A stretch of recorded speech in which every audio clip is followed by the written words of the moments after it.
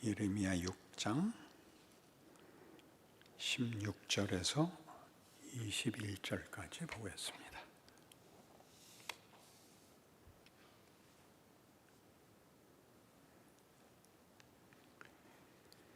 여호와께서 이와 같이 말씀하시되 너희는 길에 서서 보며 옛적 길 곧 선한 길이 어디인지 알아보고 그리로 가라.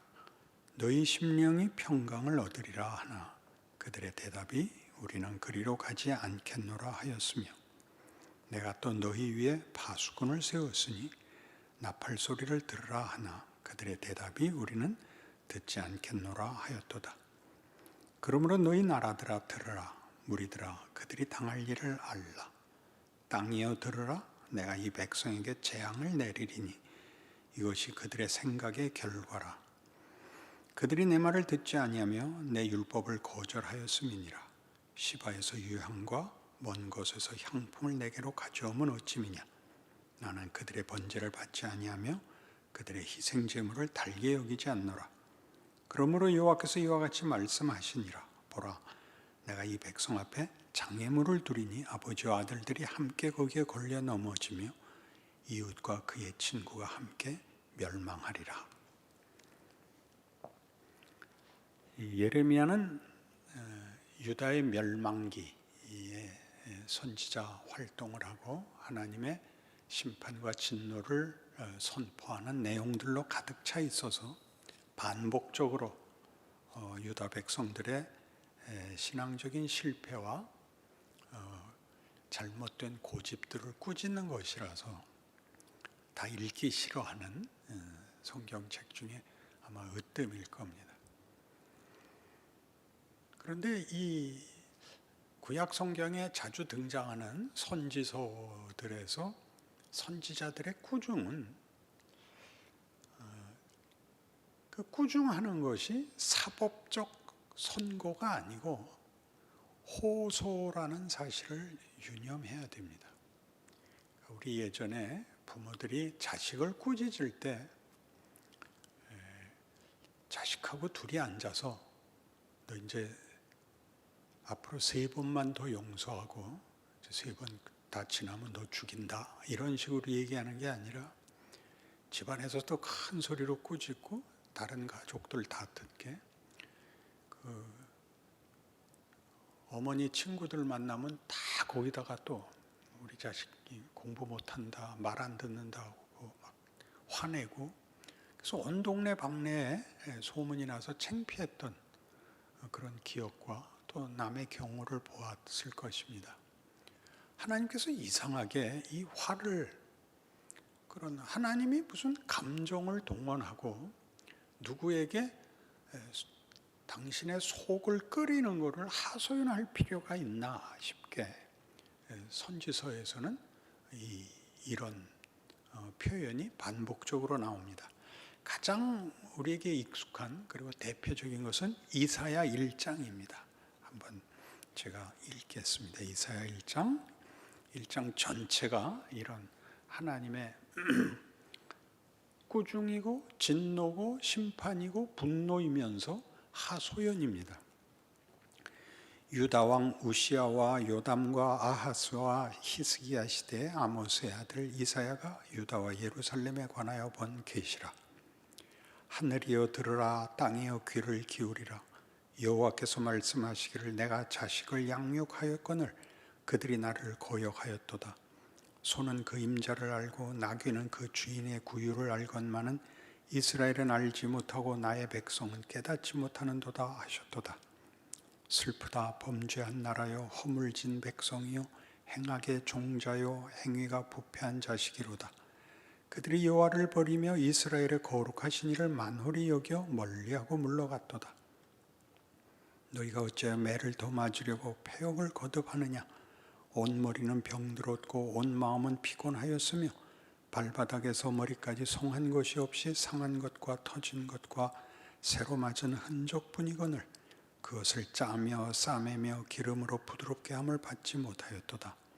너희의 땅은 황폐하였고 너희의 성읍들은 불에 탔고 너희의 토지는 너희 목전에서 이방인에게 삼켜졌으며 이방인에게 파괴됨 같이 황폐하였고 딸 지어는 포도원의 망대같이 참외밭의 원두막같이 에워싸인 성읍같이 겨우 남았도다. 만군의 여호와께서 우리를 위하여 생존자를 조금 남겨두지 아니하셨다면 우리가 소돔 같고 고모라 같았으리로다. 너희 소돔의 관원들아 여호와의 말씀을 들을지어다. 너희 고모라의 백성아 우리 하나님의 법에 귀를 기울일지어다. 여호와께서 말씀하시되 너희의 무수한 재물이 내게 무엇이 유익하뇨? 나는 수량의 번제와 살찐 짐승의 기름에 배불렀고 나는 수송아지나 어린 양이나 수염소의 피를 기뻐하지 아니하노라. 너희가 내 앞에 보이러 오니 이것을 누가 너희에게 요구하였느냐? 내 마당만 밟을 뿐이니라. 헛된 재물을 다시 가져오지 말라. 분향은 내가 가증히 여기는 바요 월삭과 안식일과 대회로 모이는 것도 그러하니 성회와 아울러 악을 행하는 것을 내가 견디지 못하겠노라. 내 마음이 너희의 월삭과 정한절기를 싫어하나니 그것이 내게 무거운 짐이라. 내가 지기에 곤비하였느니라. 너희가 손을 펼 때 내가 내 눈을 너희에게서 가리고 너희가 많이 기도할지라도 내가 듣지 아니하리니 이는 너희의 손에 피가 가득함이라. 너희는 스스로 씻으며 스스로 깨끗하게 하여 내 목전에서 너희 악한 행실을 버리며 행악을 그치고 선행을 배우며 정의를 구하며 학대받는 자를 도와주며 고아를 위하여 신원하며 과부를 위하여 변호하라 하셨느니라.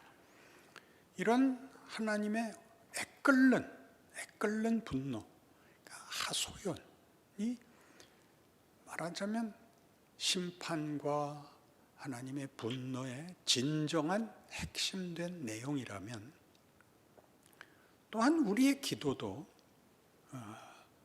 성경에 나오는 기도들도 하나님을 향하여 성도들이 잘잘못을 논하는 것 이상으로 하나님이 그의 백성을 향하여 분노하시는 것이 하소연인 것 같이 성도들의 기도도 다만 머리를 조아리고 회개하고 하는 정도가 아니라 훨씬 담대한 양상을 띱니다. 시편 6편을 보겠습니다.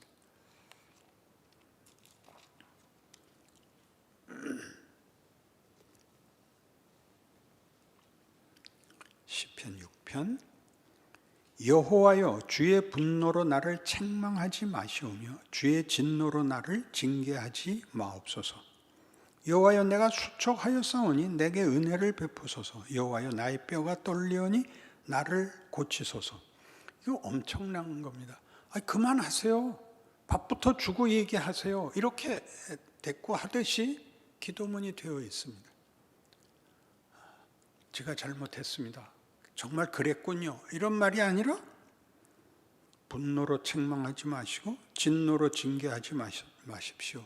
나 견딜 수가 없습니다. 내가 죽게 됐는데 왜 자꾸 와서 화만 내십니까? 이런 식으로 기도가 되어 있어요. 좀 더 볼까요? 나의 영혼도 매우 떨리나이다. 여호와여 어느 때까지니까 이제 그만하세요. 그런 말도 안 되는 기도를 해요. 여호와여 돌아와 나의 영혼을 건지시며 주의 사랑으로 나를 구원하소서. 사망 중에서는 주를 기억하는 일이 없사오니 스올에서 주께 감사할 자 누구리이까? 어디까지 반박을 하냐 하면 그렇게 계속 꾸중만 하고 계시고 뭐 아무것도 도와주시지 않으면 나 죽어버리면 하나님은 누가 찬송해요?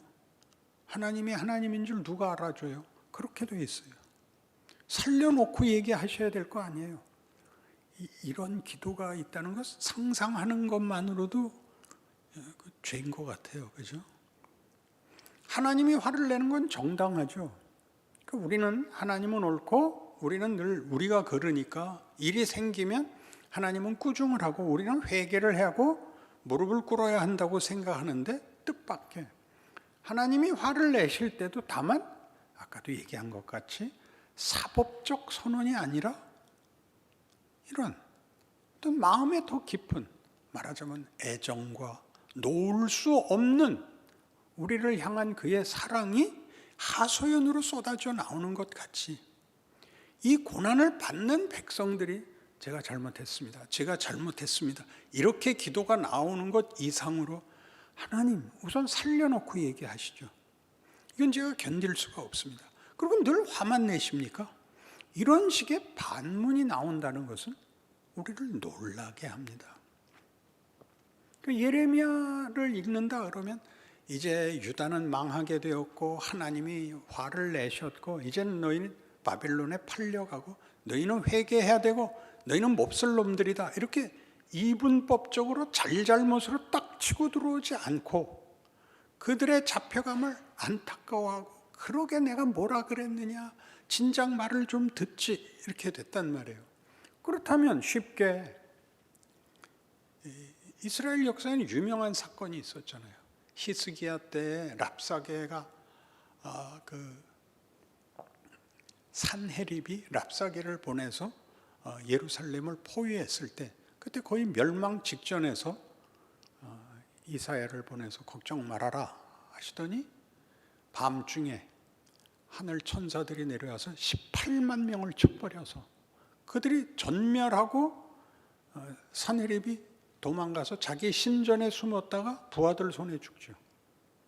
그러니까 이스라엘 역사에는 이런 기적들이 늘 있고 하나님이 언제나 편을 드는 나라인데 뭘 새삼스럽게 잘못했으면 와서 꾸중하시고 회개하라 그러고 밖에 대적들은 쓸어버리고 재앙을 거두시고 이렇게 쉽게 가는 길을 하나님이 외면하시고 그들을 바벨론에 팔고 성전이 회파되고 하나님이 말하자면 우시고 안타까워하시고 이스라엘 백성을 붙잡고 막 통곡하시는 그런 역사를 만들고, 이스라엘 백성들은 여기까지 오자 하나님이 이제 버렸구나, 우리도 뭐 하고 싶은 말 다 한다, 더 이상 잃을 게 뭐가 있냐 하는 막다른 골목의 선자같이 막 쏟아내는, 여호와여 주의 분노로 나를 책망하지 마시고 진노로 나를 경계하지 마십시오. 저 남은 거 없습니다. 살려주십시오. 좋게 얘기해 주십시오. 어쩌란 말입니까? 내가 죽어버리면 어떡할 겁니까? 이렇게 하나님이 하나님이려면 우리가 꼭 있어야 되는 존재고, 그리고 우리라는 존재는 하나님이 우리에게 심판을 내릴 수 있는 것 같이 우리가 항의를 할 수 있다고 성경은 증언하고 있습니다. 우리로서는 이해가 안 가는 거죠. 이 항의는 매우 놀라워서 6절, 내가 탄식함으로 피곤하여 밤마다 눈물로 내 침상을 띄우며 내 요를 적시나이다. 내 눈이 근심으로 말미암아 쇠하며 내 모든 대적으로 말미암아 어두워졌나이다. 이런 것이 다 회개로만 읽히고 있는데, 회개로만 읽히는 게 아니라 곤비한 처지, 힘든 자리, 견딜 수 없는 고난을 비명같이 지르는 것이 말하자면 기도라고. 회개합니다, 잘못했습니다가 기도일 뿐만 아니라 나는 못 견디겠습니다, 죽일래면 죽이십시오, 이렇게 나가는 것도 기도라고 얘기를 하고 있습니다. 그러니 놀라운 것이 하나님이 선지자를 보내요. 너희는 이제 망했다, 너희는 벌을 받았다, 너희는 바벨론의 포로로 잡혀가라 하실 수 있는 것 같이 우리는 하나님 난 못 살겠습니다, 이렇게는 난 못합니다 라는 저항이, 반발이 가능하다고 얘기를 하고 있습니다. 우리로서는 말이 안 되는 것이지만 이 대화, 이 어떤 분노와 비명의 대화라는 것은 신자들의 현실에서는 늘 나오는 정황입니다. 우리는 기도가 정답을 나열하는 것으로 되어 있어서 우리가 정말 혼자 혹은 가장 가까운 사람 앞에 쏟아놓는 그런 진정한 표현들, 진정한 심정들을 하나님 앞에는 쏟아내지 못하고 있습니다. 그렇게 말하는 거는 그러니까 어느 부분, 우리의 삶의 어느 부분, 우리의 생각의 어느 부분을 종교적 제의에 맞는 부분을 만들어서 그것만 신앙 세계에 속해 있고 나머지 현실에 있는 부분은 잘라서 이쪽은 말 안 하는 것, 이쪽은 서로 들추지 않는 것. 그러니까 이걸 누가 먼저 들췄어요? 하나님이 들췄죠. 심판을 내렸단 말이에요. 너 어느 때까지 우상하고 나세에서 왔다 갔다 하려느냐? 그러니까 답이 왜 우상 섬기는 잘못입니다 이렇게 쉽게 나오는 게 아니라, 하나님은 암만 기도해도 안 들어주셨잖아요. 하나님은 늘 거룩하라고만 그러고 말만 잘 들으라 그러지, 어떻게 이렇게 다정하고 친밀하고 깊이 있는 현장까지는 응답 안 하셨잖아요. 말하자면 그런 반발이 시편 속에 얼마든지 녹아 있는 겁니다. 왜 그렇게 하실까요? 우리가 우리의 기도 속에서 우리의 진정한 현장, 진정한 내용을 토로할 수 없다면, 그 부분은 하나님과 상관없는 부분이 남는다면 그게 우상이지요. 하나님이 들어오시면 안 되는 비밀의 방이 있고, 나도 그것은 하나님 앞에는 말할 수 없는 것이 있다면 무엇이 그걸 가로막았을까요? 우리에게 하나님에 대한 이해가 부족한 것이죠. 하나님은 잘하면 상 주고 못하면 벌 주는 권력자일 뿐이지, 우리의 사정을 이해하고 귀 기울이시는 분이라고는 절대 생각 안 하는 거죠. 게다가 뻔히 알고도 못하는 때는 어떡할 거예요? 잘해야 된다는 걸 알지만, 잘해야 된다는 걸 알고 잘하는 사람은 없습니다. 역사상 없습니다. 잘한다고 하고도 틀린 게 이스라엘 백성의 역사입니다. 그 우리의 현장입니다. 잘하고 싶습니다. 멋지게 하고 싶습니다. 그런데 하나님이 우리에게 멋지게 잘못할 수 없는 조건 속에 우리를 보호 속에 두지 않고 우리 마음대로 최악의 일을 할 수 있는 유혹과 시험과 우리 실력으로 이길 수 없는 경제에다 우리를 집어 던져 넣어놓고 있죠. 안 그런가요? 우리의 소원은 밤낮 내가 죄를 짓지 않고 죄의 유혹과 시험과 생각이 필요 없는 경지에 가기를 바라는 거죠. 내가 못하면 하나님이라도 그렇게 해줘야 되는데, 지금 우리 예레미야에서 보는 것 같이, 우리 현실에서 보는 것 같이 하나님이 답도 안 하시고 우리가 해결할 수 없는 데다가 우리를 몰아넣습니다. 할 수 있는 게 뭐라고요? 비명입니다. 이런 비명을 주고받는 이 모습을 보면 감히 하나님께서야 아무 때나 나타나셔서 너 이놈 하실 수 있지만, 우리 주제에 막 하나님을 면전에 놓고 하나님 이럴 수 있어요 하는 것 같은, 감히 그런 정황을 우리에게 상기시킵니다. 나 죽어요. 하나님 이러시기에요. 어쩌라고요? 이런 고함이 터져 나오는 것을 말하자면 하나님이 우리를 밀어서 그 비명을 만들어내시고 있는 것 같이 보인단 말이죠. 밀리고 밀려서 이스라엘 백성들이 스스로 자책하고 잘못을 알고 뭐 내가 입이 두 개라도 할 말이 없지, 근데 와서 자꾸 긁으신단 말이에요. 그러니까 어쩌란 말이에요 까지 나오는 정황까지 사실 구약 성경에는 얼마든지 있는 겁니다. 그럼 어떻게 되는 겁니까? 우리가 어떻게 잘함으로써 만족한 결과를 얻어내는 식의 방법으로 하나님이 당신의 백성들을 기르거나 그 인생을 채우지 않고, 이런 하나님이 쫓아다니면서 뭐라 그러고 그 꾸중을 인정하지만 그걸 이길 수 없었던 우리의 현장 속에서 각 개인의 실전이 터뜨리는 비명으로 대화를 나누어, 그래서 어디로 끌고 가느냐 하면 하나님이 우리의 하나님이신 것에 대하여 우리를 그의 백성으로 운명과 정체성을 붙잡은 것을 이기기 위하여 하나님이 더 나가십니다. 새 언약으로 끌고 가죠. 이제껏 했던 방법보다 더한 것들, 더 더 큰 차원으로 우리를 더 끌고 들어가고 우리를 채우시는 더 큰 창조가 계속되고 약속이 더 커지는 대로 우리를 끌고 갑니다. 그리고 마침내 그 아들까지 옵니다. 이게 성경이 우리에게 가르치는 겁니다. 우리는 늘 예수를 믿고 있지만 예수가 왜 왔는지를 모릅니다. 모든 역사가 실패해서 오는 건데 그 실패를 만회하러 오지 않고 그 실패 때문에 예수까지 온, 이렇게 하나님 하시는 일이 이렇게 점점 진전되고 있다고. 그 인류 역사도, 인류라는 존재와 가치도 그런 시행착오 속에서 계속 깊어지고 커지고 있다고 그렇게 얘기하고 있죠.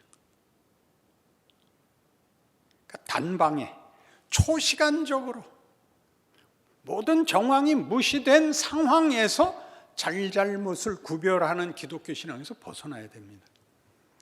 그러면 자꾸 어떤 그 왜곡이 이루어지냐 하면 종교적 행동이 이렇게 구체적인 삶과 이렇게 나뉘어져서, 영역이 나뉘어져서 성전이라는 것이 거룩한 곳이 되는 바람에 그 외에는 안 거룩한 곳이 된 것 같이, 예수로 인하여 성전 휘장이 갈라지고 성전이 회파되어 하나님이 이런 지리적 어떤 제의적 그 경계 속에 있지 않고 전 세계 우리 종교개혁에서 그토록 큰 성과로 여기는 일반 은총론을 확인한 것 같이 하나님의 은혜와 일하심이 종교라는 이름보다 더 크다.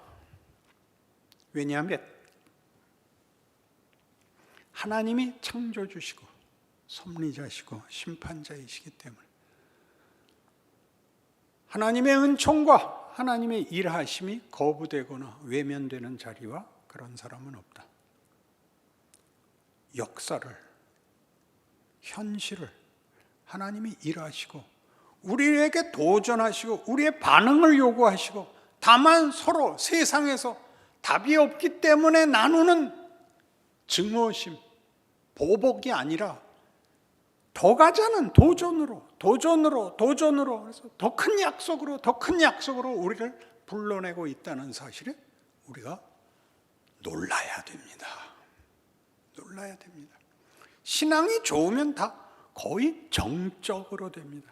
무엇을 자기가 알고 있고 확보한 기준과 범위로 스스로를 축소하고 맙니다. 그리고 더 나은 하나님이 더 하자는 더 하시는 일에 참여하지 못하게 됩니다. 여기가 우리 현실에서 각각이 하나님의 임재와 하나님의 도전을 받는 자리들이지요. 우리는 기도라는 것이 또는 우리의 신앙이라는 것이 다만 기복적이거나 주술적이라고 생각하지 않습니다. 기복적이고 주술적이라고 할 때 왜 이게 안 되느냐 하면 우리가 생각하는 복이 그 복에서 멈추지 않습니다. 그 복이 훨씬 크고 너무 깊어서 그 복으로 가는 길이 거기까지 가지 말고 여기서 그냥 앉아서 쉽게 끝냅시다 라는 걸 깨기 때문에 고통스럽습니다. 그렇지 않나요? 그래서 기복적이고 주술적인 것이 우리를 더 나아가는 걸 방해하는 것 같이, 그리고 마치 우리가 아무런 복도 누리지 못하고 아무런 안전장치도 갖지 못한 막막함과 불안 속에 있는 것 같이 느껴지는 것이고, 심리적인 만족으로 대체해버릴 위험도 있습니다. 심리적인 만족으로 대체해버리는 대표적인 것이 기도 많이 하는 거죠. 회개 많이 하는 거고, 기도 많이 하고 회개 많이 하는 것은 그것이 행동 자체는 아닙니다. 해야 되는 일이지만 그것이 나를 더 나은 길로, 이 도전에 응하여 내 인생을 내가 살아있는 한 하나님께서 나와 함께 일하시고 모든 과거를 근거로 하여 더 나아간다라는 것을 믿는 행위, 살아내는 산자로서 모든 경우에 서 있는, 반응하는, 책임이 있는 이런 일들을 상상하지 못합니다. 시편 85편에 이 모든 일에 대한 어떤 중요한 증언이 나옵니다. 시편 85편 여호와여 주께서 주의 땅에 은혜를 베푸사 야곱의 포로된 자들이 돌아오게 하셨으며 주의 백성의 죄악을 사하시고 그들의 모든 죄를 덮으셨나이다. 주의 모든 분노를 거두시며 주의 진노를 돌이키셨나이다. 우리 구원의 하나님이여 우리를 돌이키시고 우리에게 향하신 주의 분노를 거두소서. 주께서 우리에게 영원히 노하시며 대대에 진노하시겠나이까. 주께서 우리를 다시 살리사 주의 백성이 주를 기뻐하도록 하지 아니하시겠나이까. 여호와여 주의 인자하심을 우리에게 보이시며 주의 구원을 우리에게 주소서. 내가 하나님 여호와께서 하실 말씀을 들으리니 무릇 그의 백성 그의 성도들에게 화평을 말씀하실 것이라. 그들은 다시 어리석은 대로 돌아가지 말지로다. 진실로 그의 구원이 그를 경외하는 자에게 가까우니 영광이 우리 땅에 머무르리이다. 인애와 진리가 같이 만나고 의와 화평이 서로 입맞추며 진리는 땅에서 솟아나고 의는 하늘에서 굽어보도다. 여호와께서 좋은 것을 주시리니 우리 땅이 그 산물을 내리로다. 의가 주의 앞에 서서 가며 주의 길을 닦으리로다. 놀라운 고백입니다. 하나님께서 구원을 베푸셨습니다. 출애굽 사건도 있고 바벨론에서의 회복도 있습니다. 그리고 우리 모두의 죄를 그가 사하시고 돌이키십니다. 근데 이 일은 과거의 잘못을 지워버리는 것이 아니라는 거죠. 그 역사적 경험이 우리에게 유익이 돼요. 그 모든 눈물과 한숨과 심지어 멸망과 비참했던 역사가 다 복으로 돌아올 거라고 믿는 것입니다. 그래서 뭐라고 얘기하냐 하면 인애와 진리가 같이 만나고 의와 화평이 서로 입맞추며 진리는 땅에서 솟아나고 의는 하늘에서 굽어봅니다. 스케일이 커지고 이런 것들, 정의와 평화는 굉장히 어렵습니다. 세상에서 정의를 실현하면 꼭 피를 보죠. 권력을 가진 자들이 정의를 실현하기 위해서 반대파를 다 죽여서 정의를 실현하곤 했습니다. 그리고 결국은 공포밖에 나온 게 없죠. 인애와 진리가 어떻게 같이 만나죠? 진리는 우리 세상에서는 대단히 배타적인 겁니다. 용서하고 널리 이해해 주지 않습니다. 이런 일들이, 이런 우리가 아는 어떤 벽들이 무너지는데 물이 바다를 덮음같이 하나님이 누구신지에 대한 이해와 우리 정체성과 우리의 인생이 세상으로서는 도저히 넘을 수 없고 채울 수 없는 것들로 우리를 채워 하나님을 찬송하게 할 것입니다. 그것이 여기 13절에 있듯이 의가 주의 앞에 앞서가며 주의 길을 닦으리로다. 주께서 혼자 가지 않고 우리와 동행하십니다. 우리 손을 붙잡고 적극적으로 우리 인생을 살게 하십니다. 우리는 우리 현실 속에, 우리의 인생 속에 여러 위기를 만납니다. 그 위기들은 따지고 보면 위기가 아닙니다. 한 계단 올라가는 것이요, 더 높은 곳으로, 더 충만한 자리로, 더 놀라운 자리로 인도되는 하나님 되시는 이끄심입니다. 우리의 불안과 우리의 걱정들은 따지고 보면 우리가 아는 안심 속에 숨어들겠다는 그런 어린 아이의 비명입니다. 하나님이 그걸 놓아두시지 않고 당신의 뜻을 이루신다는 것이 예수를 믿는 자들이 자기 인생과 현실을 이해하는 방법이요, 모든 위기에서도 넉넉한 마음을 유지하고 헤쳐나가는 인내가 되는 하나님의 하나님 되심에 대한 믿음일 것입니다. 그 믿음이 우리와 우리 시대와 우리 후손들에게 넉넉할 것을 믿습니다. 기도하십시다. 하나님 아버지 은혜를 감사합니다. 하나님의 일하심은 세상이 막을 수 없습니다. 세상이 방해할 수 없습니다. 하나님께서 그의 자녀들에게 목적하신 이 하나님의 자녀라는 이름이 갖는 영광은 중간에 포기되거나 타협될 수 없습니다. 세상의 도전들은 다만 우리에게 자극이 되고 새로운 계기가 되고 하나님을 더 깊이 아는 그런 기적이 될 것입니다. 하나님이 창조주요, 섭리자요, 심판자이기 때문입니다. 무슨 일을 만나든지 어느 자리에 있든지 어떤 형편에서든지 모든 것이 합력하여 선을 이룬다는 말씀은 예수 안에서 늘 진실이며 우리가 갖고 있는 약속이며 또한 우리 믿음입니다. 이 믿음으로 우리의 삶을, 우리의 시대를 하나님의 일하심을 넉넉하게 증거해야 하는 힘 있는 하나님의 자녀들이 되게 하여 주시옵소서. 예수님 이름으로 기도합니다. 아멘.